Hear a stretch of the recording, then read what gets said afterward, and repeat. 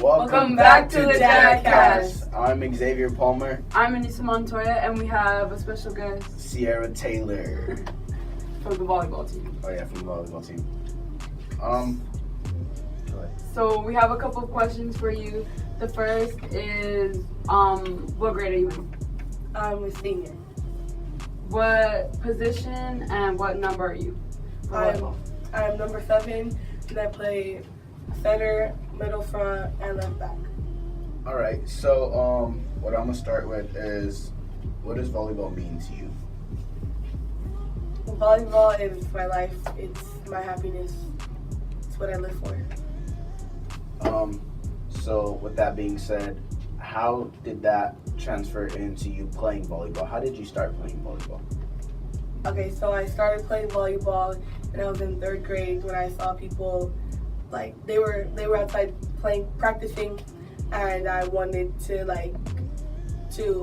match their skill level. So that's how I became as strong of a player that I've become. And so, like, while you were in 3rd grade, have you ever thought of volleyball before that? Like, have you ever seen them play? When I was in 3rd grade, I knew about sports, but I didn't know people actually played them. So it was like when I saw people that were good at sports, I was like, wow, I want to do that. So that's what led me to being an athlete. Yeah. So were you good at when you started playing? Like, how is that transferred from then to now? How does that happen?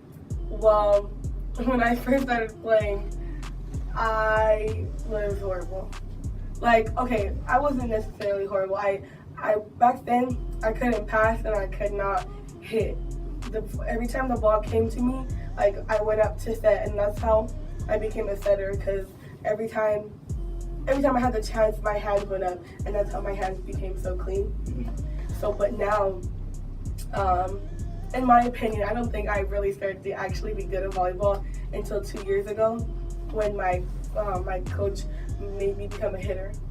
And so that was the time I became an all-around player, because my freshman year of club, I was a passer and a setter, and then the sophomore year, I became a hitter. Sophomore year, oh, that's nice.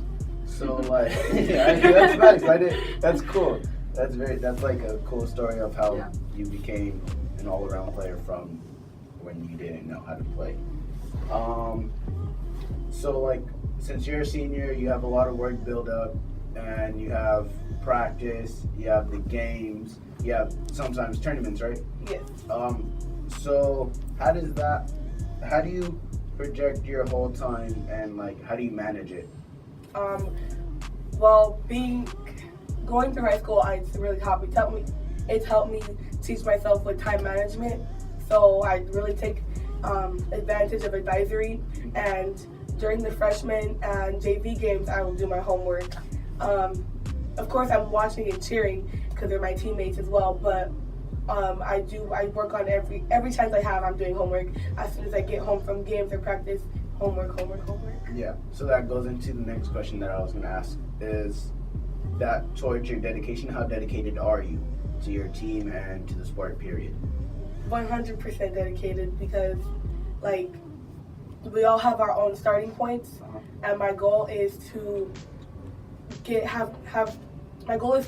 drive people to have the same momentum and, like, perspiration of the sport. Like, I want everyone to love it as much as I do. Yeah.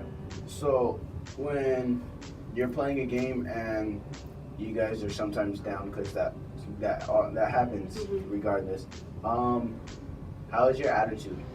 Do you get, like, frustrated and your game goes down, or do you build it up and you play better? Well, I try to be the spark on the court. Like, if you go to the games and nobody's talking, I will try so hard to be the one talking, to be the one to build my team up, which is why my voice sounds like this right now. Like that last night at the game, every team has their roller coasters, you know? Yeah. And so whenever we're in that roller coaster and we're plummeting, my number one goal is to pick every single person up so we can get that pass, so we can get the set, and so we can get the kill and get the point. That's amazing. I like that idea of how you bring everyone together. Are you the team captain? No, we don't have captains. Oh, okay. I was like, We you have- should be. We have leaders, and everybody can be a leader. Everyone, and that's what my coach looks for. She looks for everyone to be a leader, someone to step up and take charge on the court, and to be that spark and ignite, and to trickle it onto everybody so we can all play at our best. Do you think everyone has the opportunity to be a leader, or like? I think everybody does. I mean, there's different personalities on the court. Like, there's the quiet ones. And me, I'm not quiet at all. Like, you see me in hallways being loud. Like, so my personality, it's easy for me to be a leader because I'm already so loud and I'm so encouraging. So I'm always there for them. But everybody does have the chance to be the leader. It's just breaking out of their shell. Yeah. So like, with you being such a great volleyball player, in my opinion, I think you're amazing. Do you plan on going to college and pursuing your career with volleyball? Yes, I do. Like, Penn State all the way. But if not, NAU. So I'm close to my mom and just far enough away from her. So close, but not that far. Yeah. Okay, so for our next segment, we have some riddles. Yeah. Wait. Before we get into the riddles, I want to ask one more question. With this being your senior year, how do you feel about it? Like, do you think it's going to go great, or it's going okay, or low? What's your opinion on it? We started off with a little bit of a rough patch, and honestly, like last night, the way you played, I feel like that could be our ignite and our sparking point to go up. Last year when we ended our season, we ended it with 21-3, and I want to just repeat that. Last year we did not make it to playoffs. We were half a point from making it to playoffs, but this year I want to make it to playoffs, and I want it to be our year to just come at it and to do everything we have to do to get there. Yeah. All right, now we can get into the riddles. Okay. So the first riddle we're gonna ask: if a man was born in 1955 and today is his 18th birthday, how does that happen? I don't know. He was born in No, he wasn't born in 1955. Not the year. He can't be. I don't know. Do you give up? All right. So the man was born in the hospital room, 1955, and not the year. I hate that. Okay, so the next riddle we have is, what has a head, a tail, is brown, and has no legs? A penny. Yeah, that's right. That's correct. So David's father has 3 sons: Snap, Crackle, and David. I was A lot of thinking people Pop. say pop. Yeah, I said Pop when I first read the riddle. I'm not gonna lie. I said Pop. I had to think about it. I felt weird when you said it, but it's alright. Okay, so what room do ghosts avoid? Living room.